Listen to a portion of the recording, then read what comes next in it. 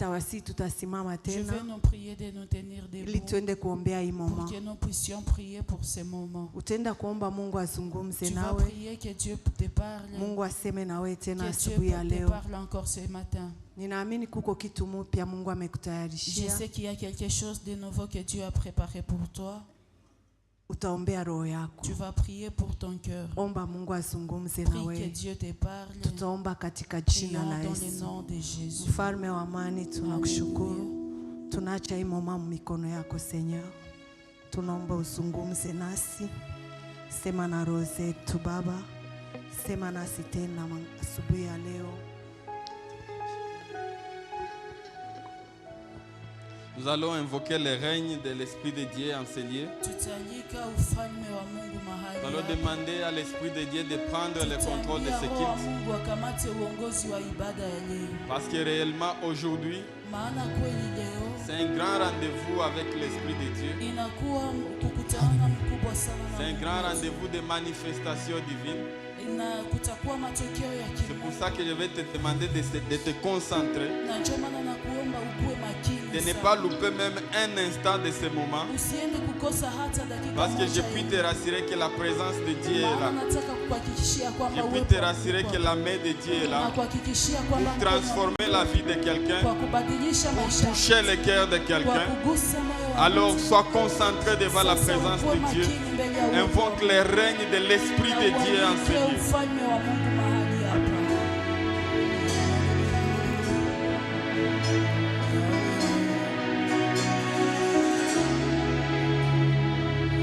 Esprit de Dieu règne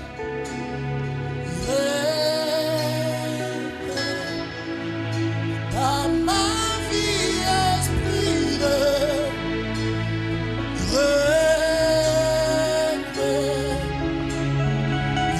Esprit de Dieu règne,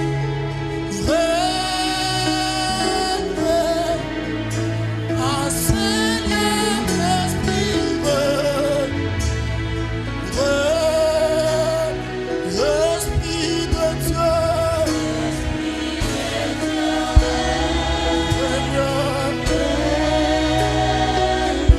dans ma vie.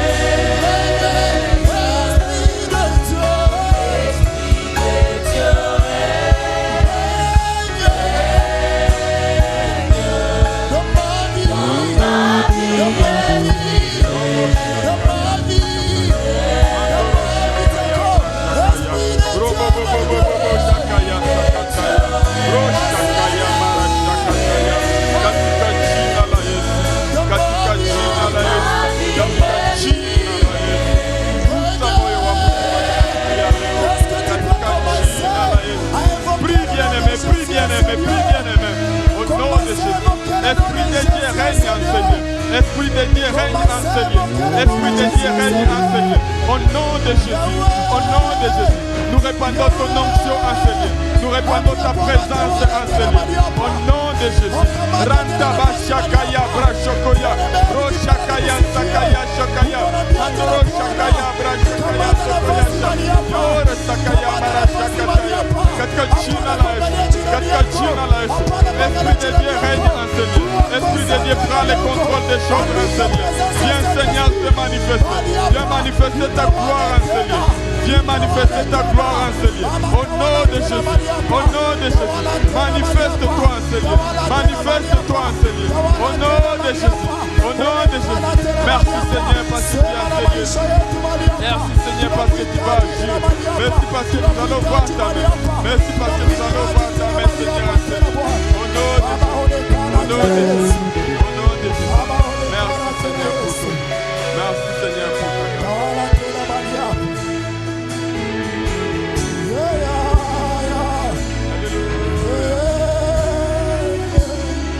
Père éternel, je te prie Seigneur de régner en ce lieu.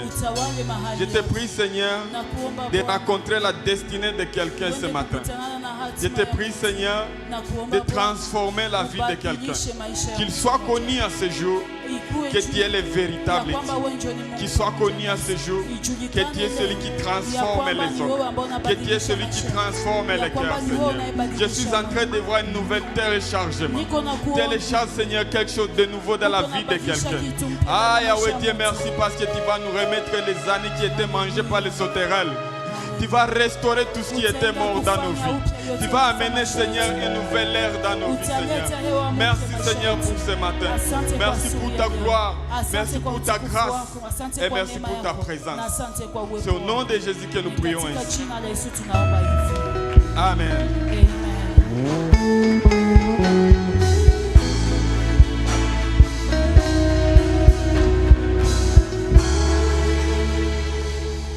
Gloire au Seigneur. Amen.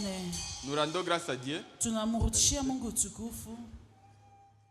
parce qu'il a été avec nous depuis le début de la semaine.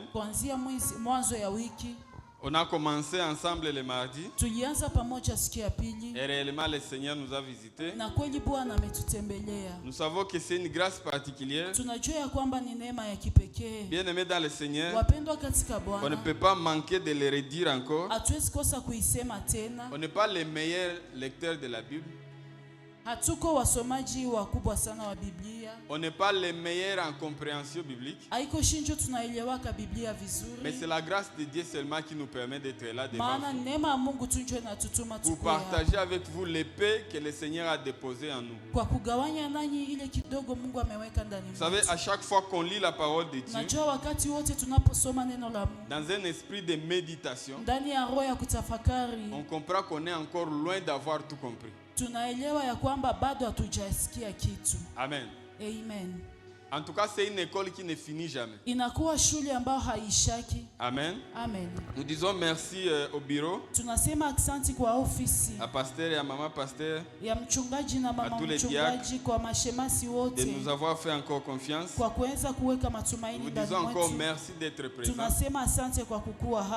pour rencontrer notre Dieu. Amen. Amen. Alors, les mardis et les vendredis, on parlait de la sagesse de Dieu et du discernement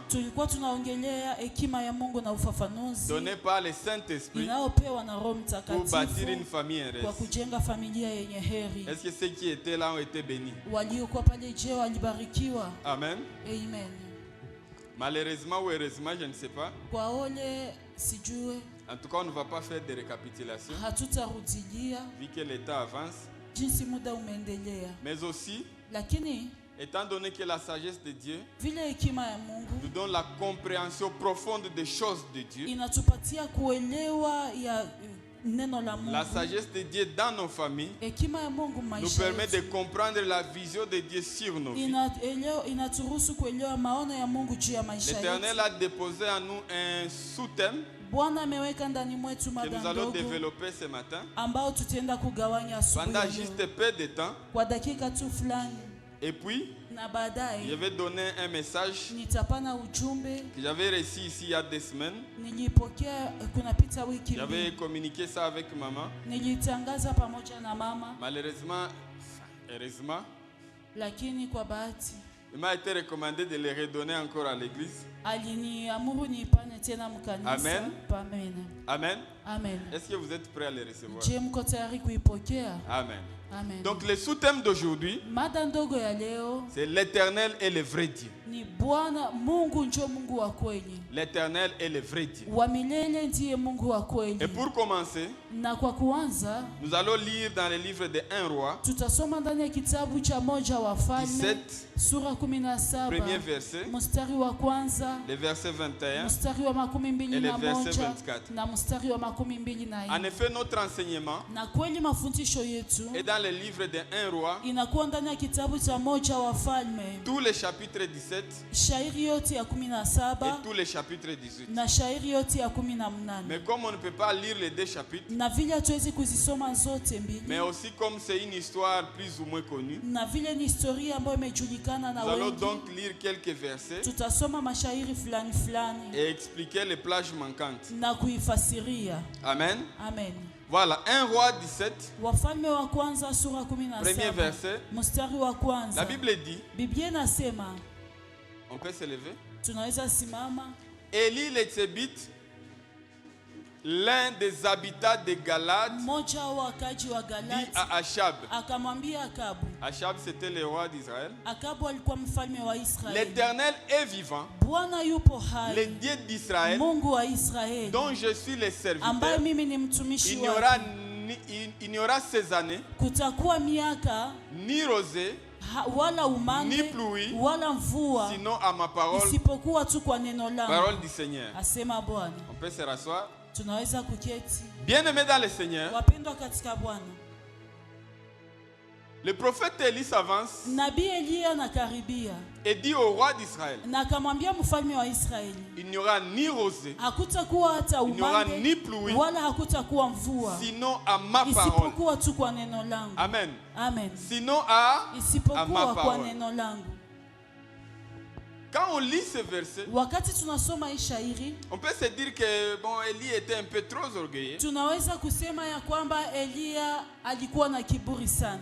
Comment Élie pouvait dire qu'il n'y aura pas de pluie? Namna gani Eliya ingelisema hakutakuwa Au lieu mvua? de dire sinon à la parole de Dieu qui m'a été envoyée, Angelisema isipokuwa kwa neno la Mungu il a ambaye dit sinon amenituma. à ma parole. Akasema lakini isipokuwa kwa neno Bien langu. aimé dans le Seigneur, Wapendwa katika je Bwana, vais te dire ce matin nitasema asubuhi ya leo que Élie avait dit ça ya kwamba Eliya alisemaka à hivyo cause de ce que Israël venait de faire. kwa sababu ya ile ambayo Israeli Parce qu'on ilitoka venait kufanya. de tuer le prophète de l'Éternel. Maana walitoka kumuua nabii wa Mungu. Amen. Amen. Vous savez, dans le domaine prophétique, Unajua ndani ya il y a mambo des ya moments où kinabii, le prophète, Dieu l'utilise dans le sens des sentiments. unajua kuna wakati Mungu anamtumikisha kwa ajili tu ya hisia Et zake, c'est là que vous allez voir, na njoo pale mtagundua certains prophètes tapent même sur des gens. manabii wengine wanapiga kata C'est-à-dire watu. que tu peux faire quelque chose Ni kusema unaweza fanya kitu et Dieu est très furieux. na Mungu anasirika Dieu sana. est très en colère contre Mungu toi. anakuwa na kasirani sana Et juu pour yako. agir, Na kwa kutenda l'Esprit de Dieu Roho wa Mungu repose cette colère dans l'esprit du prophète.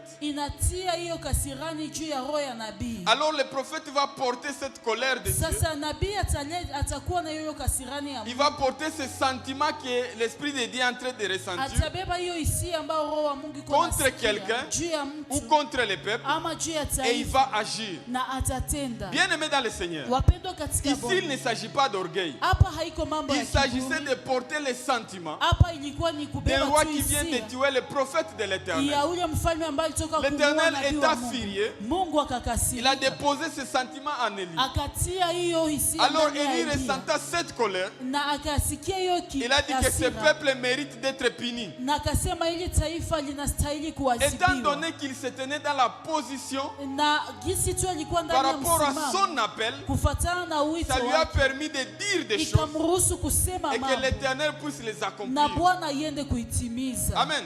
Amen. C'est ainsi qu'il a dit, Na ndio maana akasema pas parce que lui avait des problèmes personnels avec haiko les kwa rois, sababu yeye alikuwa na mais shida parce que binafsi Dieu na Mungu, avait des problèmes lakini avec kwa les rois, sababu Mungu alikuwa na shida Eli na va dire, mfalme, na yeye akasema vous serez frappé par la sécheresse, mutapigwa na mateso sinon à ma parole. isipokuwa tu kwa Amen. neno langu. Amen. Amen. Bien-aimé dans le Seigneur, Wapendwa katika Bwana, il l'a fait aliifanya pour Dieu. kwa ajili ya Mungu, Mais bien-aimé, ça lui a coûté Lakini ilienda kumulomba. Parce que quand la sécheresse a commencé, Kwa maana wakati ukavu on a ilianza, commencé à les chercher. wakaanza kumtafuta. Wakaanza kumuwinda. Akabu wakaanza Akuye sema kumtafuta. hapa mvula inyeshe. Et qu'il vienne Amen. prononcer des C'est paroles ainsi ici. qu'Élie va fuir. Na ndio maana Elia akakimbia, Il va aller dans un endroit akaenda katika mahali où il sera très fatigué. ambapo akachoka Dieu va sana. les nourrir. Mungu akamlisha. On va aller très rapidement. Tutaenda haraka haraka. Dieu va lui dire encore de se déplacer Mungu akamwambia tena et atoke. aller à Sarepta. Naende Sarepta. On va lire le verset 21. Tutasoma mstari wa 21. Parce qu'on les cherchait partout. Maana walikuwa Il namtafuta devait mahali aller popote. encore trop loin. Ilibidi aende tena Quand il mbali. arrive à Sarepta, Na wakati anafika je pense que Sarepta, vous connaissez l'histoire de la nadhani veuve de mnajua Sarepta historia ya mjane wa qui l'avait Sarepta accueilli ambaye et qui alimkaribisha avait vu les miracles se na produire. ambaye aliona mjiza Amen. kufanyika. Parce que la veuve n'avait rien. Maana huyo mjane Elle n'avait alikuwa que na peu kitu. d'huile et peu de farine. Alikuwa tu na Elle attendait unga manger kidogo. ça avec son fils pour mourir. Alikuwa na ichunga ikule na mwanae juu ya Mais kufa. quand le prophète va s'approcher de lui, Lakini wakati nabii il va lui dire de atamkaribia, préparer du pain pour lui akamwambia et mfanyisie de manger et mkate puis na akule, elle va voir na les kisha miracles. ataona miujiza.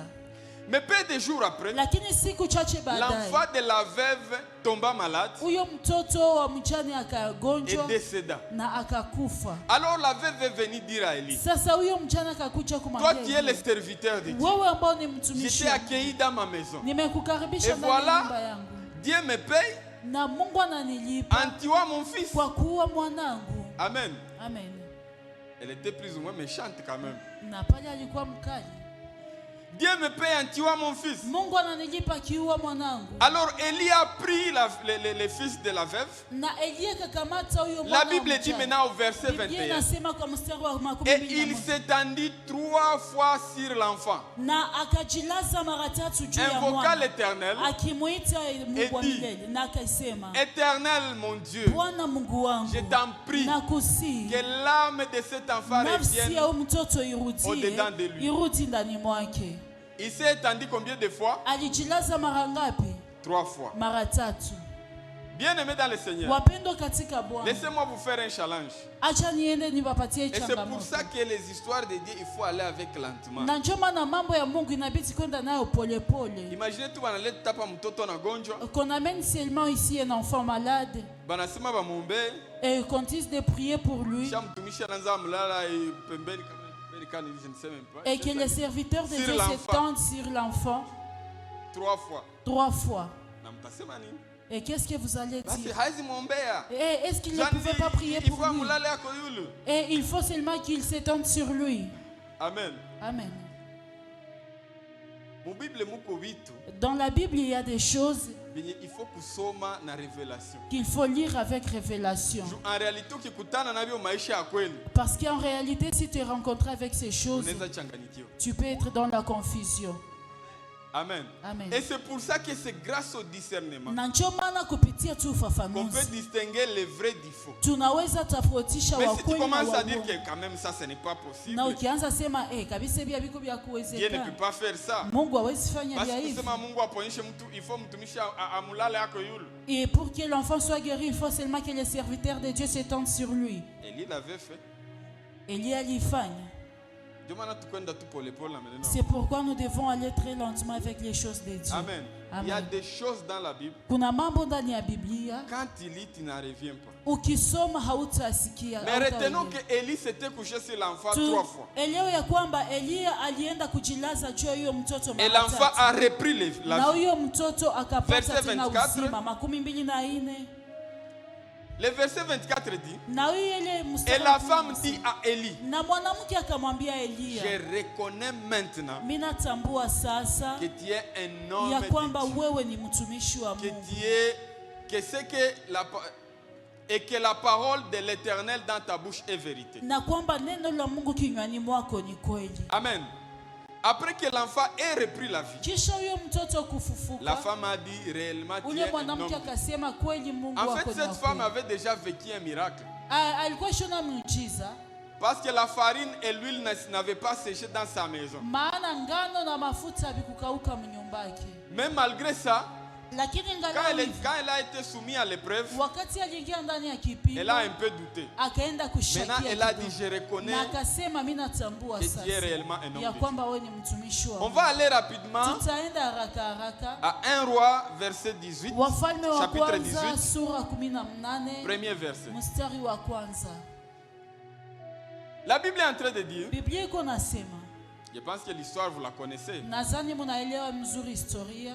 Bien des jours s'écoulèrent Kisha siku nyingi et la zikapita, parole de l'Éternel fut ainsi adressée à na Élie. neno la Mungu likakuja kwa Eliya likisema hivi. Bien-aimés dans le Seigneur, Wapendwa katika Bwana, après combien d'années? kisha miaka ngapi? Après 3 ans. Kisha miaka 3. Après 3 ans. Kisha Dans la miaka 3. 3e année, Ndani ya mwaka wa 3, l'Éternel a dit à Élie, Bwana akamwambia Eliya, va, wende présente-toi devant Achab uonekane mbele ya et je Akabu, ferai tomber la pluie sur la face du sol. na nitanyeshesha mvua kwenye udongo. Parce que l'Éternel a jugé Maana Bwana aliamua que le peuple avait déjà compris ya kwamba taifa lilikuwa lilishaelewa la punition que Dieu avait donnée. malipizi ambayo Mungu aliwapa. Alors l'Éternel dit à Élie, rentre devant Achab Mungu akamwambia sasa Eliya, rudi kwa Akabu et je vais faire pleuvoir. na nitanyeshesha mvua. Maintenant, Achab revient. Sasa Akabu akarudi, Non, Élie revient. Eliya Il akarudi, rencontre Abdias, akamkutana na qui était Abdias l'étendard d'Achab. ambaye alikuwa mlinzi wa Il lui Akabu, dit d'aller informer Achab que Élie est en train de venir. aende kumwelezea Akabu ya kwamba Eliya iko na Mais kuja. comme tout Israël avait peur d'Élie, Lakini vile Israeli yote Abdias ilimwogopa avait eu Eliya, peur de rentrer informer que Élie va venir. Abdias akaogopa kumwambia Abdias Akabu ya va kwamba dire à Eliya iko na Eli, rudi. Na Abdias Si je akamwambia rentre Eliya, dire au roi que je t'ai vu nikiambia tu mfalme ya kwamba et que tu ne nimekuja, viens pas, na ya kwamba il haukuja, va me tuer. ataniua. Alors que quand on tuait les prophètes, Na wakati tu alikuwa na manabii, Abdias avait protégé 100 prophètes. Abdias aliendaka kuwakinga Il avait wanabii caché wa un saa. groupe de 50 dans une grotte, Aliwekaka 50 ndani ya grotte et un autre groupe de 50 dans une autre na grotte. ingine kundi ya 50 ngambo ingine, Et il a rappelé ça au prophète Élie. na kaikumbusha nabii Il Eliya. a dit maintenant c'est moi vraiment qui sert le Seigneur, Akasema ni mimi que sasa tu Bwana envoies pour mtumikia Mungu. que le roi puisse me tuer. Na unanituma juu mfalme aniue. Élie lui a rassuré. Eliya Il dit akamhakikishia, va, je vais me présenter devant lui. ukienda kumwambia na mimi nitakuja. Alors Élie, on va lire le verset 21. Tutasoma mstari wa 21. Élie va dire, Eliya akasema, comme vile vous adorez les dieux Baal, munamwabudu Mungu Bali, invitez tous les peuples, mwalike taifa lote, invitez aussi les prophètes de Dieu Baal. mwalike manabii wa Bali. Nous allons présenter des holocaustes au Seigneur. Tutaleta sadaka kwa Et on Mungu. va faire une prière, on va voir le Dieu qui va répondre. Tutafanya maombi na tuone Mungu ngani Alors tous les atajibu. peuples étaient venus Sasa taifa lote devant likakuja Élie, mbele ya Eliya, devant les rois, mbele ya mfalme, devant les prophètes de mbele ya Baal. manabii wa Bali. Alors Élie prend la parole et dit, Eliya akakamata maneno akisema, et c'est là qu'on est au verset 21. na pale njoko tuko kumstari wa 21. Alors Élie s'approcha de tous les peuples et dit, Eliya akakaribia taifa lote akisema, jusqu'à quand clocherez-vous des deux côtés? mpaka gani, mpaka lini mutaingia ngambo zote mbili? Si l'Éternel est Dieu, Kama Bwana ni Mungu, allez auprès de lui. simwende mbele Si zake. c'est Baal, Kama ni Bali, allez auprès de lui. simwende kwake. Et le peuple ne répondit rien. Na taifa halikujibu Le peuple lolote. était déjà dans la confusion. Taifa lilikuwa ndani ya mchanganyiko, Nombreux étaient déjà penchés chez Baal. wengi walikuwa washaenda Et kwa ce Bali. jour-là, Na hiyo siku il devrait être connu ilibidi que kujulikana l'Éternel est le ya vrai Dieu. kama Bwana njo Mungu wa Amen. kweli, Et c'est là notre thème. na njo Mungu Ce wetu. jour-là, Hiyo siku on devait trancher. wangilienda Est-ce sasa que c'est kugawa. Baal? Je ni Est-ce que Bali? c'est Dieu? Je ni Parce que Mungu? dans la version Semeur, on est en train de dire, Maana ndani ya version jusqu'à Semero quand wakasema, vous allez être double? mpaka siku gani Jusqu'à quand vous mutaenda allez partir chez Baal mutaenda kwa Bali et chez l'Éternel, na kwa chez Dieu? Bwana Mungu?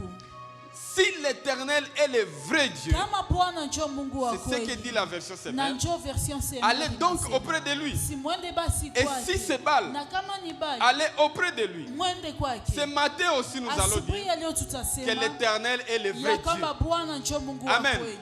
Parce que Élie a demandé au peuple, Maana Elia aliuliza choisissez, taifa, si c'est mchague. l'Éternel qui est le vrai Dieu, Kama ni Bwana allez njoo kwa auprès de kweli lui. mwende Et si kwake. c'est Baal, Na kama ni Baali, aujourd'hui on va le leo savoir. tutaijua. Amen. Amen. Wana machi bandi. Pale Amen. machi kanza. Si défi na ingie. Na njoo vile idefika. Leo tutajua nani njoo. Aujourd'hui, nous allons savoir qui est le vrai Dieu. Na leo ni vile tu. Et c'est comme ça Amen. aujourd'hui aussi. Aujourd'hui, Léo. le 13 Léo le 13 juillet juillet 2025, 2025. dans ce culte, Ndani ya on ibada saura qui est le vrai Dieu. tutajua nani njoo Mungu. Amen. Amen. Alors la Bible est en train de dire, Sasa Biblia iko nasema au verset 34, kwa mstari wa 34, là au milieu, avant le verset 34, pale katikati mwa shairi ya il a 34, demandé au prophète de Baal de commencer. akaambia manabii wa Bali waanze. Priez votre Dieu. Muombe Mungu wenu. À midi, Midi leur Dieu n'avait pas agi. Mungu wao hakufanya Le kazi. prophète Élie a commencé à se moquer d'eux. Nabii Elia akaanza Il kuwachekelea. les a dit, votre Dieu est plongé dans un profond sommeil Akawaambia Mungu wenu kweli amesinzia ou dans sana. des réflexions profondes. Ama iko na waza mengi. Il faut vous couper la peau Inabidi mujichane chane pour qu'il puisse écouter. ili apate kusikia. Les prophètes ont même obéi. Nao wakati Ils se sont coupés même des plaies. wakajikata madonda. Mais le Dieu Baal n'avait pas répondu. Lakini Mungu Bali Quand hakujibu. l'heure avait avancé, Wakati saa zilienda, alors le prophète Élie a dit, sasa nabii Elia je vous ai akasema, laissé toute la journée. niliwaachia mchana Votre Dieu mzima. n'a pas répondu. Mungu wenu hakujibia. C'est à moi maintenant de Ni faire. kwangu sasa mimi kutenda. Verset 34. Mstari wa 34. Puis Élie dit, Kisha Elia akasema, remplissez d'eau 4 cruches. mujaze vyombo maji, Versez-les sur l'holocauste musimiminie juu ya sadaka et sur le na bois. juu ya kuni. Quelqu'un peut souligner bois. Mtu anaweza kupiga kistari Il kuni. dit, Akasema, faites-les une seconde fois. muifanye mara ya pili, Et ils les firent une seconde na fois. wakaifanya mara mbili. Puis il dit, Kisha akasema, faites-les une troisième fois. muifanye na mara ya Et tatu, ils les firent une troisième na fois. wakaifanya mara ya tatu. Amen. Amen. Ils ont versé l'eau combien de fois? Mwanga maji mara ngapi? 3 fois. Mara tatu. Ça se répète. Inajirudilia. Alors, versets 38 à 39. Mstari wa 38 hadi 39. Quand l'Éternel avait, quand Élie avait prié, Wakati Elia aliomba, le feu de Dieu avait descendu. moto wa Mungu Il ukashuka. avait tout consumé. Ikienda kurarua Même des yote. pierres. Hata mawe. Amen. Amen. Tout avait disparu. Yote ikapotea. Alors là, la Bible dit, verset 38. Sasa Biblia inasema Et mstari wa le feu de l'Éternel tomba. na moto ya Bwana Il ikashuka consuma l'holocauste, na ikaramba mazabau, les bois, kuni les pierres, na mawe la terre, na udongo, et il absorba l'eau qui était dans la fossée. na ikameza maji ambayo ilikuwa Amen. ndani ya shimo. Amen. Amen. Amen. Verset 39. 39. Quand tout le peuple vit cela, Wakati taifa lote ils liliona tombèrent sur leur visage. ikaanguka kwenye uso Et dit, na ikasema, L'Éternel est le ni vrai Bwana Dieu. Mungu njoo wa kweli. L'Éternel est le vrai Ni Dieu. Bwana Mungu njoo wa kweli. L'Éternel est le vrai Wa Dieu. milele ndiye Mungu wa kweli. Bien-aimés dans le Seigneur, Wapendwa katika Bwana, tout ça ici, hii yote hapa c'était dans l'objectif ilikuwa ndani ya lengo de faire pleuvoir encore la pluie. ya kunyeshesha tu mvua. Vous savez, Najua Élie a organisé tout ça Elia alienda kuandaa hii pour que yote quand il va pleuvoir, ili ya kwamba wakati que mvua le peuple itanyesha, sache que c'est Dieu qui a ramené taifa la pluie. litambue ya kwamba ni Mungu njoo ameleta. Bien-aimés dans le Seigneur, Wapendwa katika il y Bwana, a un piège dans lequel nous tombons. kuna kuwa mtego ambao Nous tunaanguka prions ndani. Dieu. Tunaomba Et Mungu il agit. na anatenda. Quand il agit, Wakati on anatenda oublie que c'est lui qui a agi. tunasahau ya kwamba ni yeye njoo ametenda. Njoo ule oncle nilikutana sasa naye, Et c'est donc la vie que je me nikamwelezea suis problème, tracée. akanipiga kasa problème Et zikaisha. il m'a donné de l'argent et mon problème est fini. Nilimwexpliquer tout vyote Je lui ai pote. tout expliqué. Akanisikilia huruma. Et il a eu pitié de Non, moi. ce n'est pas parce que tu Non. as bien expliqué. Haiko kwa sababu C'est parce ulijifasiria que tu as vizuri. prié et Ni Dieu kwa l'a sababu prévu. uliomba na Il Mungu faut toujours akatenda. te rappeler Inabidi tu que quand il y kukumbuka a une réponse, ya kwamba wakati uko il y a na un jibu, Dieu qui a activé kuna cette Mungu réponse. ambaye aliripusha hiyo Élie jibu. pouvait dire Elia que la angelisema pluie revienne. Mais non, le peuple n'allait pas savoir. Il n'allait pas comprendre que c'était Dieu. C'est pour ça qu'il fallait d'abord qu'il mette un challenge, qu'il mette un défi, qui va prouver que réellement l'Éternel est Dieu. Et que quand il va pleuvoir, ils vont dire oui, ça c'est Dieu. Ils vont dire oui, c'est Dieu qui a agi. Amen. Alors on va aller au verset 43. Maintenant il faut que la pluie revienne. Élie va encore monter sur la montagne. Il va dire à son serviteur, on doit aller maintenant dire à Dieu de faire pleuvoir. Quand ils vont monter sur la montagne, Élie va s'incliner pour prier. La Bible dit il va envoyer son serviteur en disant, et il dit à son serviteur, monte, regarde du côté de la mer. Et le serviteur monta, il regarda et il dit, il n'y a rien. Élie lui dit, va voir si maintenant il y a quand même un peu de nuages pour voir si maintenant la pluie va tomber. Élie partit. Le serviteur d'Élie, il n'y avait rien. Il dit 7 fois retourne. Combien de fois? Il a envoyé 7 fois. Amen. Amen. Si tu venais que je prie pour toi une seule fois, deuxième fois, et tu vas changer. Lui, il n'est pas en train de faire guérir. Tu viens à l'église 2 fois. Oh, ici il n'y a pas de changement. Il lui a envoyé combien de fois? 7. On va aller au verset suivant, verset 43. Et il dit à son serviteur, ok, à la 7e fois, il dit, voici un petit nuage qui s'élève de la mer. Et il est comme une pomme de main d'un homme. Et il lui dit, monte et dit à Achab, attelle et descend, afin que la pluie ne t'arrête pas. Bien aimé dans le Seigneur, la 7e fois, il a dit qu'il a vu une pomme de main. Amen. Amen. Amen. Amen. Lorsque tu vois qu'il y a une petite chose, commence à espérer. Parce que cette pomme de main peut faire pleuvoir la pluie. Mais quand Élie avait vu ça, il a dit Dieu vient d'agir. Dieu vient d'agir. Il ne faut pas attendre de voir de grandes choses. Dès que tu vois la petite chose et que tu dis ça c'est la main de Dieu, ça le permet de faire de grandes choses. Amen. Amen. Amen. Remercions Dieu même dans des petites choses. Ainsi on verra les grandes choses. Amen. Amen. Maintenant on rentre en arrière. Bien aimé dans le Seigneur, on a compris l'histoire et la pluie était tombée. Mais écoute ceci. Pourquoi Élie avait répété le chiffre 3? Dans la Bible, le chiffre 3 signifie d'abord la Trinité. Amen. Amen. Amen. Amen. À chaque fois qu'Élie répétait les gestes 3 fois, il faisait référence à la Trinité. Écoute, il faisait aussi référence aux 3 dimensions de l'homme.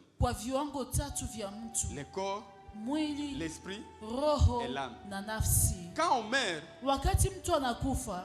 l'âme et l'esprit se séparent du corps. En se couchant 3 fois sur l'enfant, il a réunifié les 3. Amen. C'est pour ça qu'il devait se coucher 3 fois sur l'enfant. Pour que le corps là rentre dans sa dimension tripartite. Amen. Amen. Le chiffre 3 signifie aussi la sainteté de Dieu. La Bible est en train de dire que notre Dieu est saint. Saint et saint, combien de fois? 3 fois. En le faisant 3 na kwa fois, kuifanya mara tatu, il faisait aussi référence à la sainteté. alikuwa anaangalia hiyo utakatifu wa Mungu. Sikia tena ingine. Écoute encore. Dieu est dans le passé. Mungu iko kwa siku zilizopita, siku ya sasa na hata katika Ça fait les 3 dimensions du inakuwa contrôle viwango temporel de Dieu. tatu ya Mungu. Élie avait des révélations. Elia alikuwa na ufunuo. C'est pourquoi lorsque nous prions, il faut prier toujours avec la révélation. Au fait, ce ne sont pas les belles paroles qui activent la main de Dieu. Mais c'est la révélation de Dieu.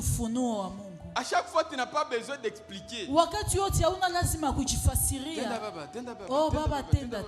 C'est bon, on va me chasser dans la maison. 3 mois. 3 mois. Par moment, tu n'as pas besoin de ça. Wakati mwingine hauna lazima kujieleza. Tu as besoin seulement d'arriver ici et dire, uko na lazima tu ya kufika hapa na sema, Éternel, tu es le vrai Dieu. Bwana wewe ni Mungu.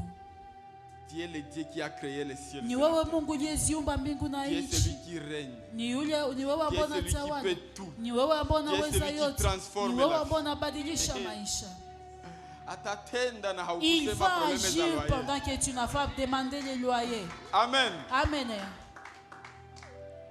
Bien-aimés dans le Seigneur, wapendwa katika Bwana, le chiffre 3 hiyo namba 3 représentait les 3 heures d'obscurité quand Jésus était décédé. Inaonesha hizo saa 3 za giza wakati Yesu. À la fin de ces 3 heures, la lumière est apparue. Na mwisho hizo saa 3 nuru ikatokea tena. C'est biblique. Ni ya kibiblia. Amen. Amen. Bien-aimés dans le Seigneur, wapendwa katika Bwana, le chiffre 3 namba 3 représentait inaonesha la résurrection de Christ. Ufufuko wa Yesu Kristo. Parce que au 3e jour, maana siku ya 3 Jésus devrait ressusciter. Yesu ilimbidi kufufuka. La Bible est en train de dire, Biblia iko nasema, si l'esprit qui a ressuscité Jésus habite kama roho aliyemfufua Yesu Kristo anaishi ndani mwako, à vos corps mortels. Atafanya ataleta uzima en se couchant 3 fois sur l'enfant, kwa kwenda kujilaza mara 3 juu ya mtoto. Elia alialika roho ambayo ilimfufua Yesu. Il a prophétisé que Jésus-Christ allait mourir kwamba Yesu Kristo et ressusciter le 3e jour. Kufufuka siku ya 3. Déjà dans l'Ancien Testament, les gestes là où il se couche 3 fois représentent les 3 jours où Jésus est couché dans la tombe. Il a fait appel à l'esprit qui a ressuscité Jésus. Ainsi l'enfant est ressuscité. Amen. Amen. Le chiffre 3 symbolise les 3 dimensions de Dieu. Inamaanisha viwango 3 vya Mungu. L'omniprésence, l'omniscience et l'omnipotence de Dieu. Amen. Élie avait des révélations. Si vous m'attrapez ma révélation, que Dieu nous donne des révélations. En invoquant le Dieu omnipotent, kwa kumwalika Mungu omnipotent, les feux ne pouvaient que descendre. Na Mungu si moto ingelishuka tu. En disant verser de l'eau 3 fois, il a fait référence à l'omniprésence de Dieu, à l'omniscience de Dieu et à l'omnipotence de Dieu. Voilà ce qui a activé les miracles. Et enfin, le chiffre 3 symbolisait le 3e jour de la création. C'était le jour où Dieu avait créé toute la végétation, les arbres et les fruits. Tous les bois devaient être consumés. Parce qu'il devait obéir au Dieu qu'il avait créé le 3e jour. Amen.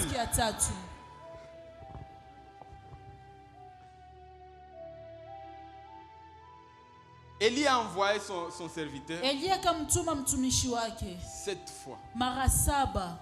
Amen. Amen. Et la 7e fois, il a vu comme une pomme de main. Que Dieu bénisse son serviteur, Papa Fiston. Il nous a fait une vidéo cette semaine où il disait le Dieu est un Dieu de saison. Amen. Amen. Notre Dieu est un Dieu de saison. Est un Dieu de saison. Ni Mungu wa nyakati.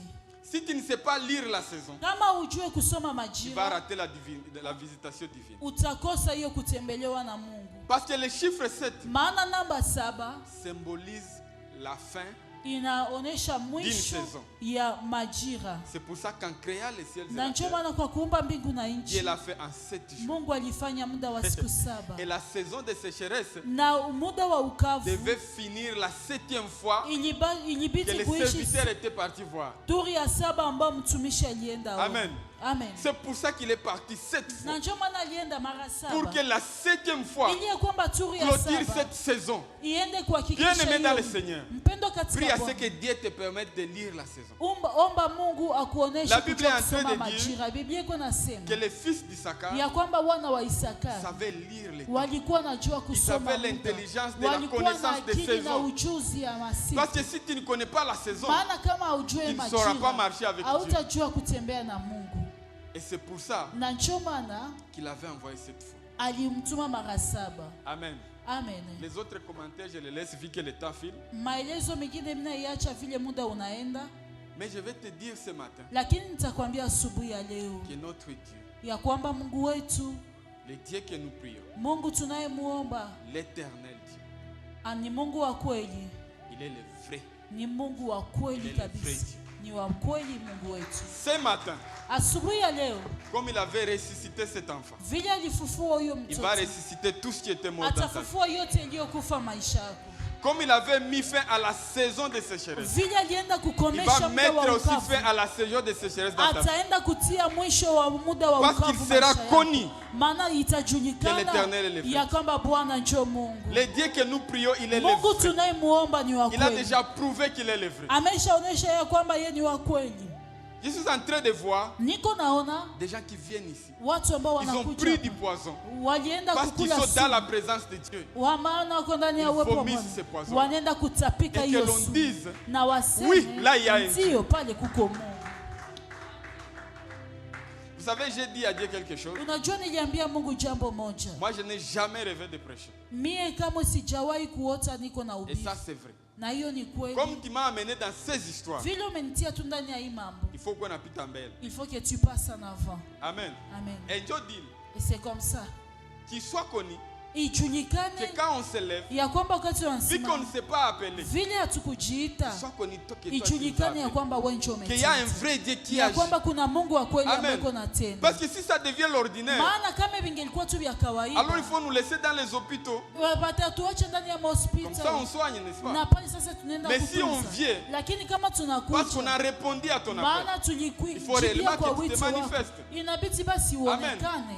Quand tu chantes, Wakati parce unaimba, que Dieu t'a appelé kwa à maana chanter, Mungu amekuita il faut qu'il se kuimba. manifeste. Inabidi aonekane. C'est ton droit. Ni haki Parce que yako. c'est lui qui t'a amené Maana ni yeye là-bas. ambaye alikuleta hapo. Amen. Amen. Refuse, bien-aimé, Kataa de le mpendwa servir de façon ordinaire. kumtumikia kwa hali ya kawaida. Parce que c'est lui qui t'a Maana appelé. ni yeye ndio C'est lui qui amekuita. donne les dons. Ni yeye ambaye anapana C'est lui qui nous appelle au zawadi. Ni yeye service. ambaye anatuita kwa kazi. Alors qu'il soit connu Sasa qu'il est le ijulikane vrai Dieu. ya kwamba ni Mungu wa kweli. Amen. Amen.